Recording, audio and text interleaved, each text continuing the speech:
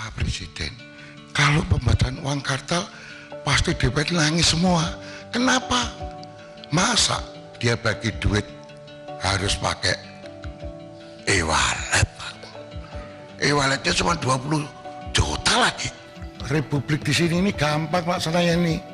Lobbynya jangan di sini, Pak. Ini Korea ini semua menurut bosnya masing-masing. Di sini boleh ngomong kalah, Pak. Bambang Pacul ditelepon, Ibu Pacul berhenti, stop. Ini laksanakan, Pak. Mungkin perampasan aset bisa, tapi harus bicara dengan para ketum partai dulu. Kalau di sini nggak bisa. Teori saya, jadi permintaan jenengan langsung saya jawab. Bambang Pacul siap kalau diperintah.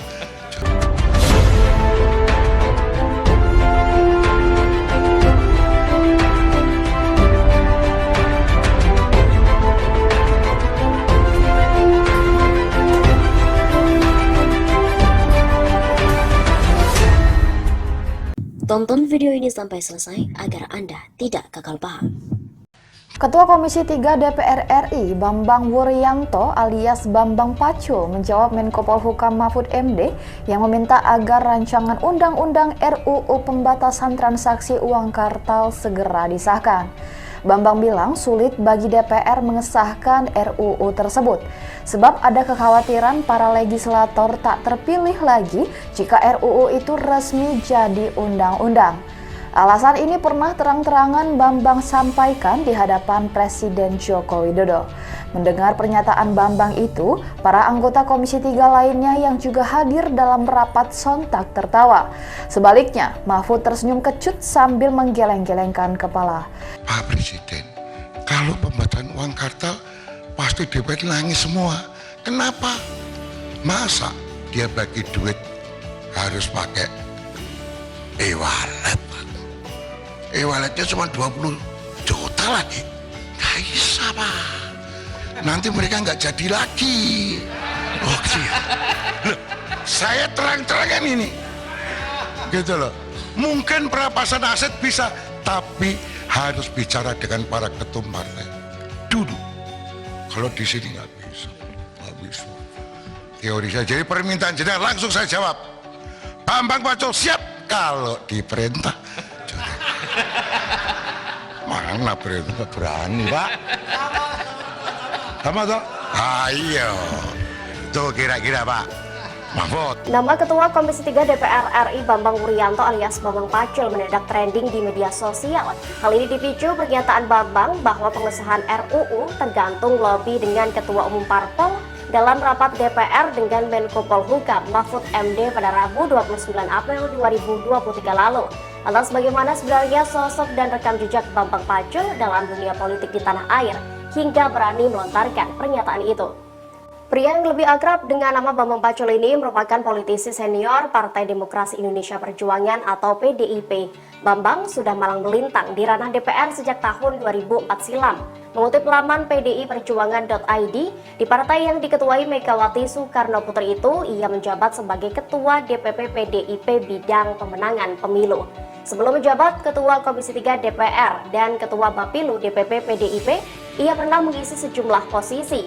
Ia pernah menjabat sebagai Ketua DPP Bidang Energi dan Pertambangan, baik pemilu anggota DPR, DPD, DPRD, pemilu presiden dan wakil presiden, serta pemilihan kepala daerah dan wakil kepala daerah.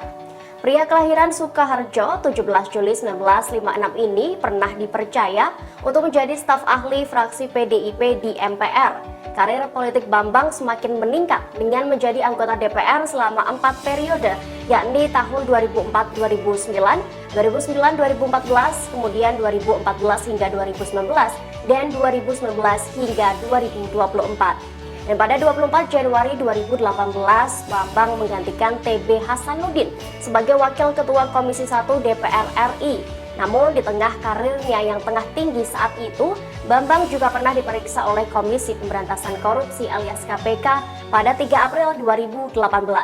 Ia diperiksa sebagai saksi atas kasus suap proyek Kementerian PUPR atas tersangka mantan Bupati Halmahera Timur yakni Rudi Erawan. sulit memberantas korupsi itu. Tolong melalui Pak Bambang Pacul, Pak, tolong Pak, undang-undang perampasan aset tolong didukung, Pak. Biar kami bisa ngambil begini-begini ini, Pak. Pak Mahfud tanya pada kita, tolong dong undang-undang perampasan aset dijalanin. Republik di sini ini gampang Pak, saya ini lobbynya jangan di sini Pak. Ini Korea ini semua menurut bosnya masing-masing. Di sini boleh ngomong kalah Pak. Bambang Pacul ditelepon, Ibu Pacul berhenti, siap. Ini laksanakan Pak. Mungkin perampasan aset bisa, tapi harus bicara dengan para ketum partai dulu. Kalau di sini nggak bisa. Teori saya, jadi permintaan jenengan langsung saya jawab. Bambang Pacul siap kalau diperintah. Mana perintah berani Pak? Sama toh? Ayo, tuh